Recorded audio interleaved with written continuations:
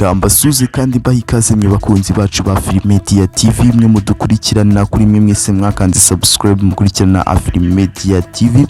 Twongeye kuba twakishimira kugaruka kubana namwe mu makuru ya muri showbiz, amakuru abagenda avugwa mu itangazamakuru bigiye bitandukanye dukunze kuba twasangira. Mu nyemero tugaruke kuri uyu mwari n'umutegarugori uyu wakunzwe cyane udakunze kuba yanagaragara mu ruhame, ndavuga YOLO the QUEEN, ukunze kuba yagaragara ku mafoto cyane ndetse no ku mbuga ze akoresha, akaba yarabashije kuba yaha amahirwe cyangwa se chance ku bantu bagera ku 10 babasha kuba bifuza kuba bahura nawe.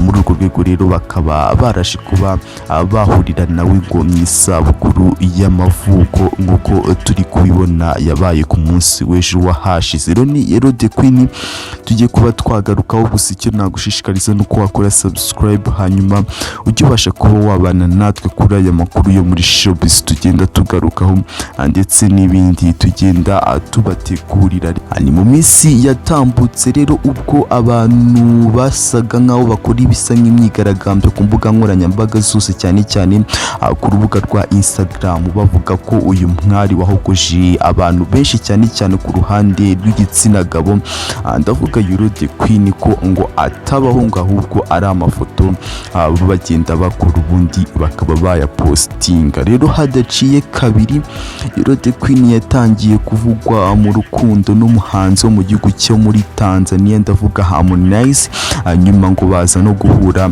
amuha impano y'imodoka. Ni ibintu byinshi rero byagiye bivugwa cyane, bikavugwa yuko rwose HARMONAZ ngo yaje kuba yanahura na nyirabukwe, ndavuga umubyeyi w'uyu mukobwa.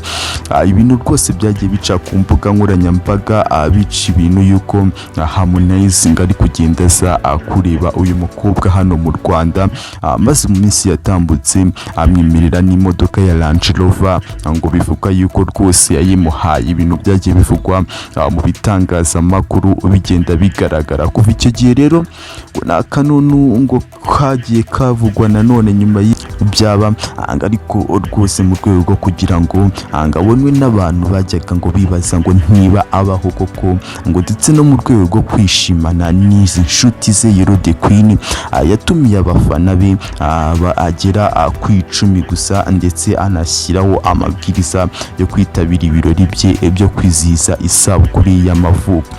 Rero ni mu birori byaje kuba byabera hano mu karere ka Bugesera i Nyamata, ngo kandi uwari wemerewe kugira ngo habereye ibi birori ngo yategetswe kuba yasiga telefoni ye, kandi ikindi ngo akaba ngari hejuru y'imyaka igera ku myaka 29. Rero uyu witwa Kirenga Fiona wamenyekanye cyane ku mbuga nkoranyambaga ari we YOLO the QUEEN yavuze ko nguzinjira ngo hazabira ibirori ngo azaba afite impamvu isumba y'abandi benshi ngo bifuza kwinjira muri ibi birori byo kwizihiza isabukuru y'amavuko. No kuvuga yuko rero yabahaye ngo amahirwe yo kuba bamureba uyu YOLO the QUEEN ku mbuga ze nkoranyambaga, ubwo yabitangazaga ngo abantu bagera ku 10 rwose ngo yabaha amahirwe yo kwifatanya nawe muri ibirori by'isabukuru ye y'amavuko, kandi agenda ashyiraho amabwiriza abagomba kuba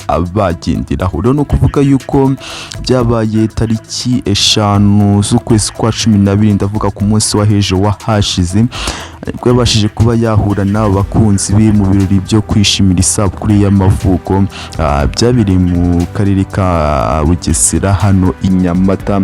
Batabashije kuba batangaza location neza yaho ibi byose byabereye. Rero no kuvuga ko ari YOLO the QUEEN twabashije kuba twagarukaho, uyu mwari n'umutegarugori wavugishije abantu benshi ku bw'amafoto ye akunze kuba yapostinga ku mbuga nkoranyambaga ze akoresha nka YOLO the QUEEN.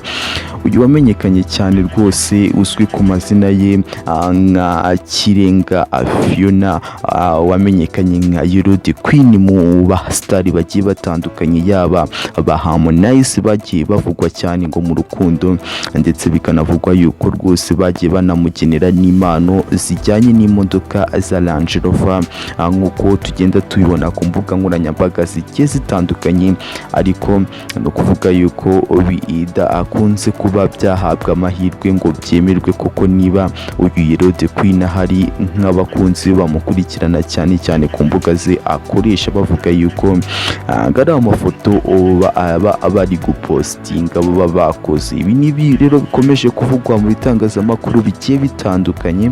Iyi akaba ari Afrimedia TV, mu nyemere duhirinira ahangaha aya makuru ya showbiz twabashije kuba twabategurira. Angira ni utarakora subscribe ubashe kuba wayikora, hanyuma tujye tubasha kuba twasangira aya makuru agenda avugwa mu bitangazamakuru bigiye bitandukanye. Turabashimiye, nikomeze kugira ibihe byiza.